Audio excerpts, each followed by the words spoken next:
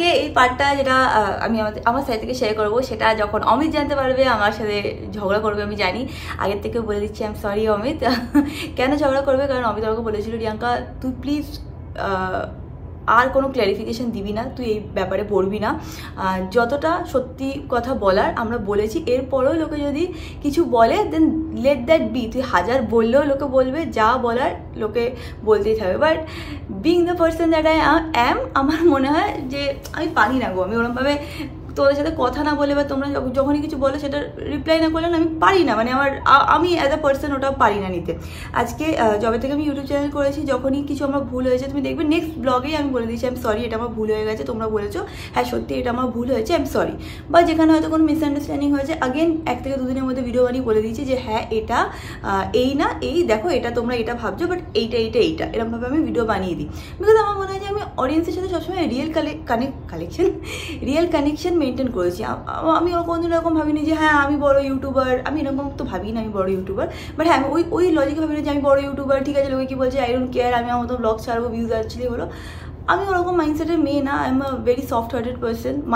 মানবে না মানলে it's okay, but I know who I am and I know কি ফর দ্য লাস্ট, এই জুলাইতে আমার 4 বছর হবে ইউটিউবে। তো আমি জানি যে আমি ফার্স্ট ডে থেকে এই অবধি আমি আমার অডিয়েন্সের সাথে কতটা অনেস্ট ছিলাম অ্যান্ড কীভাবে আমি আমার অডিয়েন্সের সাথে রিলেশনশিপ মেনটেন করেছি। বিট কমেন্টসে রিপ্লাই করা, বিট তোমাদের সাথে দেখা করা, বিট তোমাদের সাথে ফটো তোলা, তোমাদেরকে ব্লগে নেওয়া, সালনে অফার দেওয়া ফর মাই ফ্যামিলি মেম্বার্স তোমরা।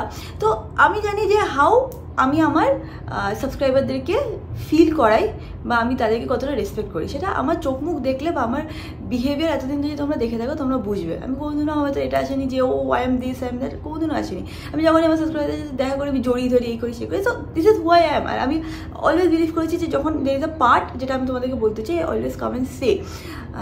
তো দ্যাট ইজ দ্য থিং।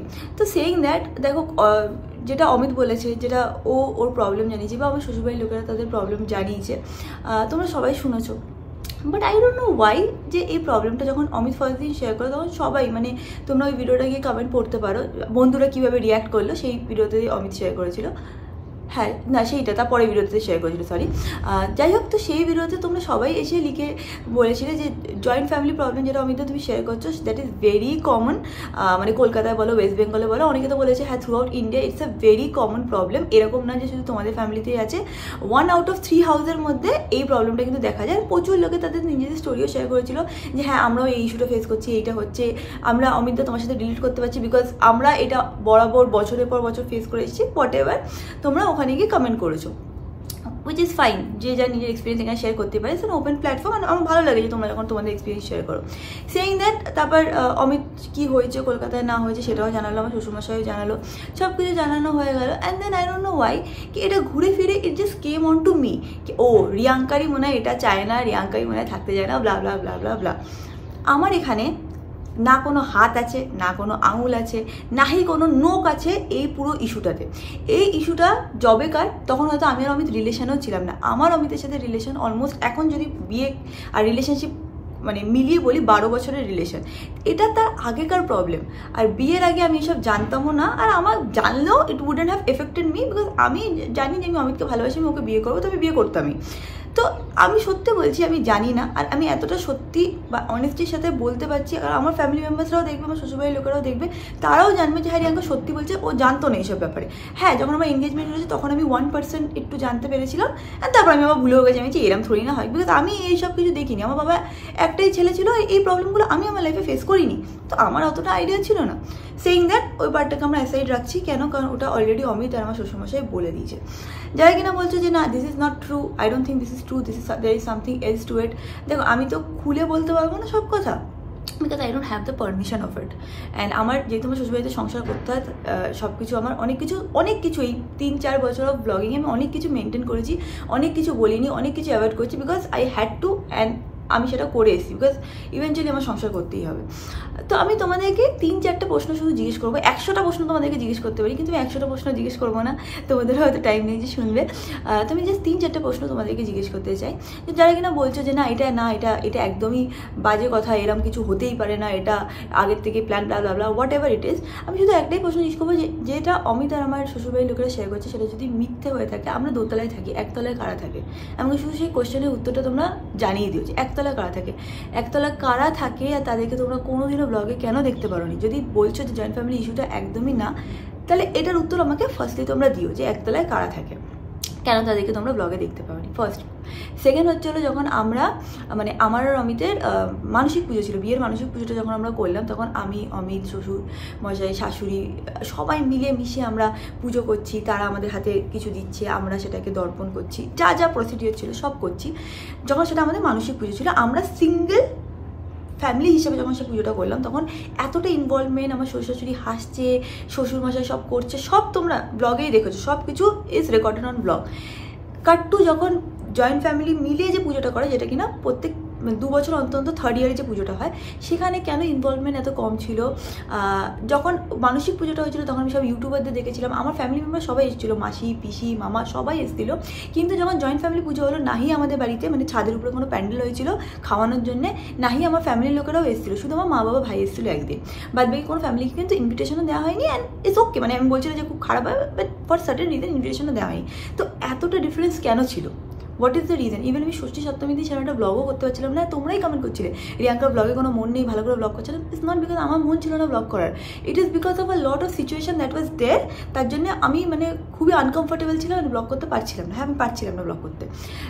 এই হয়ে গেল ফার্স্ট কোয়েশ্চেন। আর সেকেন্ড কোয়েশ্চেন তোমাদেরকে আমি এই দুটো জিজ্ঞেস করতে চাই। থার্ডলি হচ্ছে হলো অনেক আগের রেফারেন্স দেবো না, রিসেন্ট একটা রেফারেন্স তোমাদেরকে দিতে চাই। যে অমিতের অপারেশন হলো, অমিতের কী অবস্থা ছিল তোমরা সবাই দেখেছো, ঠিক আছে? অমিত অপারেশন হলো, তার 1 সপ্তাহ কি 10 দিনের মধ্যে বললো আমি কলকাতায় থাকবো না, আমি এখন পুনেতে যাব। ওকে আমি বুঝিয়েছি, ওর মা বাবা বুঝিয়েছে, আমার মা বাবা বুঝিয়েছে, বাট হি ওয়াজ স্টাবার্ন কি না আমি পারছি না এই কেওয়াসে থাকতে।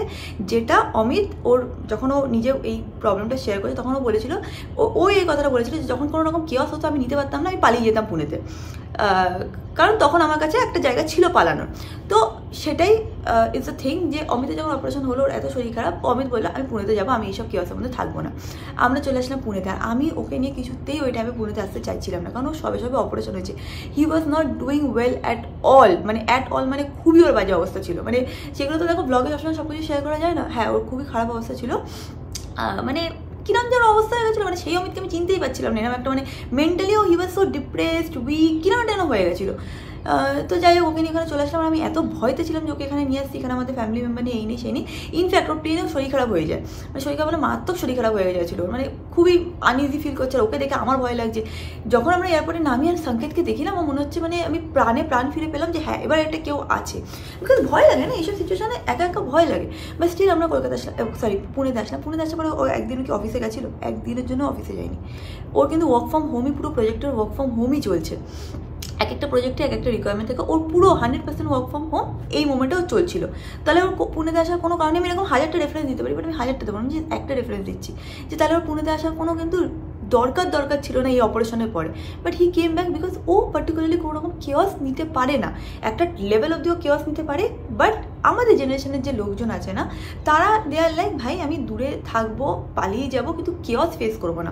আমাদের আগের জেনারেশনের যে লোকজন ছিল, যেরকম আমি তাদের বিহেভিয়ার বা যাই দেখেছি, যা হবে তা হবে, আমরা বুঝে নেব, বাট এখান থেকে বেরাবো না, এরকম একটা মাইন্ডসেট মানুষের থাকে, সবার থাকে। মানে আমার মা বাবারও মানে আমি শিওর আমার মা বাবারও এই মাইন্ডসেট থাকবে যে মরে গেল আমি বাড়ি ছেড়ে যাবো না, বিকজ তারা এতটাই সেই জায়গার সাথে অ্যাটাচ। খুব অল্প পার্সেন্টেজ লোক নিজের বাড়ি ছেড়ে বাইরে যেতে কমফোর্টেবল ফিল করে। এনিওয়েজ, তো এই 3টে প্রশ্ন আমি তোমাদের কাছে জিজ্ঞেস করতে চাই যে এই 3টে প্রশ্নের উত্তর তোমরাই দাও। আমার বিশ্বাস করো, আমি কোনোদিনও না কোনো মিথ্যে কথা বলেছি, নাহি আমার মিথ্যে কথা বলার দরকার আছে। আমার যতটা ক্ষমতায় কুলিয়েছি অনেস্টির সাথে আমি আমার ইউটিউব চ্যানেল চালিয়েছি, আর অনেস্টির সাথে আমি প্রত্যেকটা রিলেশনশিপ আমার লাইফে চালিয়ে গেছি। আজকে অমিতের হোল ফ্যামিলির সাথে আমার ভালো রিলেশন আছে, মানে ইয়ে বলো, পিসি বলো, মা বাড়ির লোক বলো, সবাই, মানে শুভম বলো, সবার সাথে তোমরা যদি দেখো আমার রিলেশন কিরম আছে, সেটা তোমরা এতদিন ব্লগে দেখেই নিয়েছো। আজকে যা হতো, মানে ওর পিসি বাড়িতে যাওয়া নিয়ে বলো, বা ওর পিসির ছেলে বউয়ের স্বাদ নিয়ে বলো, প্রত্যেকটা গিফট থেকে শুরু করে কি যাবে, কি কিনতে হবে, আমি সবচেয়ে বেশি এক্সাইটেড থাকতাম। যখন আমাকে কোথাও ঘুরতে নিয়ে যেত রিলেটিভের বাড়িতে, ও অতটা এক্সাইটেড থাকতো না যতটা কিনা আমি থাকতাম। সেটা তোমরা সবাই ব্লগে দেখেছো।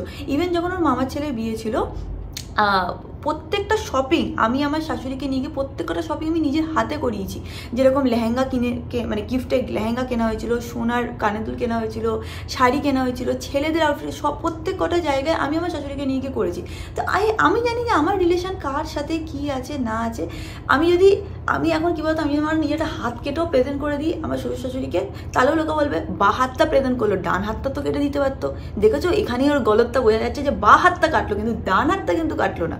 তো আমি আমার সাইড থেকে যতই করি, যে যার মনে হবে যে দিস ইজ নট এনাফ, তার সারা জীবনই মনে হবে দিস ইজ নট এনাফ। আমি বলছি আমার যতটা সাধ্য দিতে খুলে আমি সবাইকে হ্যাপি রাখার চেষ্টা করেছি, যতটা কম্প্রোমাইজ স্যাক্রিফাইস করে একটা থাকলে ভালো হয় সংসারে আমি থেকেছি। সেটা যদি কেউ অ্যাপ্রিসিয়েট করতে পারে ভালো, সেটা যদি কেউ অ্যাপ্রিসিয়েট না করতে পারে I completely respect it, because সবাই ডিফারেন্ট ব্যাকগ্রাউন্ড থেকে আসছে, সবার এক্সপেকটেশন অ্যান্ড সবার চাওয়া পাওয়া অনেক ডিফারেন্ট। আর আমি প্রত্যেকজনকে সেটার জন্য রেসপেক্ট করি। বাট আমি আমার সাইড থেকে এর থেকে বেশি আর আমার কাছে কিছু নেই করার। আমার যতটা আমার সাথ দিতে কুলিয়েছি আমি কিন্তু চেষ্টা করেছি যতটা আমি পারি, আর আমি সারা জীবন সেটা করেই যাবো। সেইং দ্যাট, আজকে আমি Riyanka Sarkar on this channel the Posh Palette তোমাদেরকে বলছি, যদি অমিত যে কথাটা বলেছে আর আমার শ্বশুরমশাই যে কথাটা বলেছে সেইগুলো যদি ফেক হয়ে থাকে, মিথ্যে হয়ে থাকে, আমি Riyanka Sarkar the admin of the Posh Palette বলছি তোমাদের আজকের থেকে, যদি এই কথাটা মিথ্যে হয়ে থাকে, আমি কোনো দিনও আমার এই চ্যানেলের ব্লগ ছাড়বই না। আই উইল কুইট ব্লগিং ফর এভার। যদি কেউ এটাকে এসে প্রুভ করে দিতে পারে যে না এটা সত্যি না, এটা মিথ্যে কথা, আমি আর কোনোদিনও ব্লগ করবো না। আমি আমার চ্যানেল ডিলিট করবো না, এখানে আমার প্রচুর মেমোরিজ আছে, আমার চ্যানেল যেরকম আছে সেরকমই থাকবে। বাট আমি জীবনে কোনোদিনও ব্লগ ছাড়বো না, কোনো দিনও আমি জীবনের জন্য আর ব্লগ ছাড়বো না। I will take complete retirement from my vlog channel. আমি এতটাই আমার ভেতরে অনেস্টি আছে, আর আমি এতটাই সত্যি কথা বলছি যে আমি এত বড় দাবি করতে পারছি। এর বাদে if you still have judgments, I am okay with it, because এর বাইরে আমার কাছে আর কিছু নেই যেটা আমি মানে হয় না যে খুলে বলবো। আর আমি জানি যে এই পার্টটা যখন অমিত শুনবে, অমিতের কাছে আমি বহুত ঝাড় খাবো যে তুই এত এক্সপ্লেনেশন কেন দিচ্ছিস, যেখানে এত কিছু বলার পরেও লোকে এক্সপ্লেনেশন চাচ্ছে, তুই হাজার এক্সপ্লেনেশন দিলেও লোকের যেটা বলার সেটা সে বলবে। বাট আমি আমার সাইড থেকে বলতে চাই, কারণ আমি ভেতরে রাখতে পারি না, আমি এখানে একা পুনেতে আছি, আমার ভেতরে অনেক রকম ট্রমা কাজ করছে, ঠিক আছে। আমার লাইফে কী কী প্রবলেম চলছে সেটা আমি জানি, সেটা আমি কোনোদিনও বলি না। আজকে 15 দিন আগে আমার বাবার খুব শরীর খারাপ হয়েছিল, কোনোদিনও আমি ব্লগে বলিনি, বাট আমি জানি যে সেটা একটু হলেও আমার মনটা খারাপ। এখন হি ইজ ফাইন, কোনো অসুবিধা নেই, বাট আমার একটু হলেও মনটা খারাপ লাগে যে হ্যাঁ আমার বাবার শরীর খারাপ হয়েছে। আজকে এই যে পুনেতে ছেড়ে কলকাতায় যাওয়ার ডিসিশনটা, এটা খুব সাডেন, আর এটা কিন্তু আমাকে হিট করছে যে চলে যাবো আমাকে হিট করছে। আমি কিন্তু সত্যি বলছি, ভগবানের মানে দিব্যি দিয়ে বলছি, কোনো প্ল্যান ছিল না আমাদের এখন যাওয়ার। যদি প্ল্যান থাকতো এসি কিনতাম না, ফ্রিজ কিনতাম না, ড্রেসিং টেবিলে নতুন ড্রয়ার লাগাতাম না, ঠাকুরের নিচে নতুন ড্রয়ার লাগাতাম না, যে না ঠাকুরের জিনিস রাখতে অসুবিধা হচ্ছে, এইগুলো চেঞ্জেস আমাদের দরকার, আমি বসে করতাম না। ইট ওয়াজ আ সাডেন ডিসিশন, অ্যান্ড সত্যি বলছি। এবার রেস্ট, তোমরা যদি বিলিভ করতে পারো ভালো, যদি বিলিভ না করতে পারো আমি তোমাদেরকে রেসপেক্ট করি। আমি আমার লাইফটাকে পাবলিক করেছি, I am on a open platform. তো আমি লোকের যদি কিছু ওপিনিয়ন থাকে আমার পরে, সেটাকে আমার অ্যাকসেপ্ট করতেই হবে। This is who I chose to be. যখন আমি ব্লগ চ্যানেল খুলেছিলাম আমি এত কিছু জানতাম না, বাট হ্যাঁ this is what it is, আর আমি সেটাকে রেসপেক্ট করি অ্যান্ড সেটাকে আমি অ্যাকসেপ্টও করছি। এরপরে তোমাদের যদি কিছু ওপিনিয়ন থাকে তোমরা আমাকে দিও, আমি হাসি মুখে সেটাকে মেনে নেবো। বাট তোমাদের যদি 1% মনে হয়, 1% যে 4 বছরে যে রিয়াঙ্কাকে চিনেছি, সে আমাদের সাথে যে রিলেশনশিপটাকে মেনটেন করেছে সে এরকম না, বা এটা সত্যি একটা জেনুইন প্রবলেম না হলে আমার শ্বশুরমশাই যে কোনোদিনও ব্লগের জন্য কিছু বলেনি, মানে কি বলতো, মানে ব্লগের জন্য বলেনি, তার যেটা ফিল হয় সেটা ডেফিনেটলি বলে, কিন্তু ব্লগের জন্য যে কোনোদিনও কিছু বলেনি, সে এত বড় কথা এসে সোশ্যাল মিডিয়াতে বলবে না, বিকজ সে পাড়ায় থাকে, তার বন্ধু সার্কেল পাড়ায় আছে, তার ফ্যামিলি সার্কেল পাড়ায় আছে, তার কিন্তু পাড়ায় যেতে হয়। তো সে জানে যে হ্যাঁ আমি যেটা বলছি অনেস্ট, অ্যান্ড আমি সেটাকে এইভাবে বলতে পারি, আমার দম আছে বলে আমি বলতে পারি। আজকে এরকম অনেক ইনসিডেন্ট হয়েছিল না, যেখানে অনেক সময় আমি হয়তো আমার শ্বশুরকে কিছু খেতে দিলাম, অ্যান্ড অনেক সময় বলে রিয়াঙ্কা নুনটা ভালো হয়নি, অ্যান্ড তার জন্য সে অনেকটা ট্রোলও হতো ইউটিউবে। অমিত অনেকবার মানে আমার শ্বশুরকে বলেছিল যে বাবা ওরমভাবে না ক্যামেরাতে রিয়াক্ট করো না, লোকে এইভাবে করে। আমার যেটা বলতে হবে বান্টি আমি সেটাই বলবো, আমি সত্যি কথাই রিয়াঙ্কা বলবো, নুন বেশি হলে নুন, চিনি কম হলে কম, আমি এটা বলবো, তাহলে ও শিখবে। আর কোনোদিনও সে পুরো ব্লগিং জার্নি যদি দেখে নাও, সে কিন্তু নিজের এই জায়গাটা থেকে মুভ করেনি। He is always like this is who I am, this is how I react, this is my personality, and I will say things like this. আমি আমার শ্বশুরমশাইকে কিছু শেখালো সে বলতে পারবে না, আর যেভাবে আমার শ্বশুরমশাই বলেছে আমি সেটা এক্সপেক্টও করিনি যে ব্লগে বলবে, বাট যেভাবে বলেছে সে যে গড়গড়িয়ে বলেছে, গড়গড়িয়ে সে এইভাবে বলতে পেরেছে বিকজ প্রত্যেক কটা কথা যেটা সে বলেছে সেটা সত্যি। এবার রেস্ট আমি তোমাদের হাতে ছেড়ে দিচ্ছি, তোমাদের যেটা ঠিক মনে হয় তোমরা প্লিজ সেইভাবেই মানে সেটাকেই মেনে চলো, আমি সেটাকে অ্যাকসেপ্ট করে নেবো। হ্যাঁ এখন হ্যাঁ আমার এফেক্ট হচ্ছে, আমি এখানে একা আছি, একদম একা আছি, প্লাস এইসব জিনিস চলছে, আমার খুব এফেক্ট হচ্ছে। আর অ্যাজ আ পার্সন না আমার কোনোরকম চেঞ্জ ভালো লাগে না জীবনে, আই হেট চেঞ্জেস। আমি স্কুলে যেখানে ভর্তি হয়েছি একবারে 12 সেখান থেকেই পাস করেছি, আমি যে বাড়িতে মানে জন্ম নিয়েছি আমার বিয়ে অবধি আমি সেই বাড়িতেই ছিলাম, আমার রিলেশনশিপ 9 বছর চলেছে, তারপরে আমি তাকেই বিয়ে করেছি। তো I like constant and long thing. তো এই যে চেঞ্জগুলো হয় না, যে ফ্ল্যাট থেকে আবার মুভ করতে হচ্ছে, অ্যান্ড যেটা কিনা কলকাতায় যেটা ভাবা হচ্ছে যে রেন্টেড ফ্ল্যাটে গিয়ে থাকবো, আবার রেন্টেড ফ্ল্যাটে থাকবো যেখানে আবার আমি সব গুছাবো, আবার একদিন আমার সেখান থেকে মুভ করতে হবে, এই যে চেঞ্জ যেগুলো আছে না কনস্ট্যান্ট চেঞ্জ, এগুলো আমার একদম ভালো লাগে না, এগুলো আমাকে মেজরলি অসুবিধা ক্রিয়েট করে আমার ভেতরে। কারণ আমি আমি ইমোশনাল হয়ে যাই, খুব ইমোশনালি অ্যাটাচ হয়ে যাচ্ছি, সেই জায়গাটা থেকে ছেড়ে কেটে বেরোনোটা আমার জন্য ডিফিকাল্ট। আমি জানি আমার কি প্রবলেম হচ্ছে, বাট সেইং দ্যাট এটা একটা সিচুয়েশন, সেটাকে আমি স্টিল যতটা আমার পুরো বডির ক্ষমতা আছে সেটাতে আমি অ্যাকসেপ্ট করার চেষ্টা করছি, অ্যান্ড সেটাকে হাসি মুখে মেনে আগানোর চেষ্টা করছি। রেস্ট আমার কিছু বলার নেই, this is what it is. আর আমি আমার সাইড অফ দ্য স্টোরিটা বলতে চাইছিলাম, অ্যান্ড আমি আমার পয়েন্টটাও বলতে চাই। রেস্ট তোমাদের যেটা ঠিক মনে হয়, তোমার যদি মনে হয় আমি খারাপ, যদি মনে হয় আমি ভালো, যদি মনে হয় আমি অনেস্ট, আর তোমাদের যেটা মনে হবে আমি হাত জোর করে, যদি কিছু ভুল হয়ে থাকে হাত জোর করে ক্ষমা চাচ্ছি, অ্যান্ড তোমরা যেটা তোমাদের এরপরে মনে হবে আমি সেটাকে মাথা নিচু করে অ্যাকসেপ্ট করে নেবো। বাট হ্যাঁ এটা ফার্স্ট টাইম আমি এই শুরু করে কথা বলেছি, and this will be my last time. এরপরে আমি কোনোদিন এই ব্যাপারে কথা বলবো না, because I do not have the permission to talk about it, and আমারও আগে সংসার করতে হবে, আগে আমারও অমিতের সাথে থাকতে হবে। This are the things I have to maintain in my life. Amit will not like it কি আমি যদি বারবার একই টপিকের উপর এক্সপ্লেনেশন দিই। ও আমাকে বলেছিল তুই একবারও এটার উপর এক্সপ্লেনেশন দিবি না, because this is my family problem and I will address it, but still আমার মন মানছিল না, so I had to say few things, আমি বলে দিলাম। বাট হ্যাঁ এরপরে this is my first and last video, এরপরে এই টপিকের উপরে আমি আর কোনো দিনও I will never speak, no matter what is happening, no matter কত কী আসছে না আসছে, আমি কোনোদিনও এই ব্যাপারে কথা বলবো না, আমি হাসি মুখে অ্যাকসেপ্ট করে নেবো। আই উইল ট্রাই, হ্যাঁ অবভিয়াসলি আমাকে ভেতরে অনেক বেশি ইম্প্যাক্ট করবে, বাট আমি চেষ্টা করবো হাসি মুখে এটাকে মেনে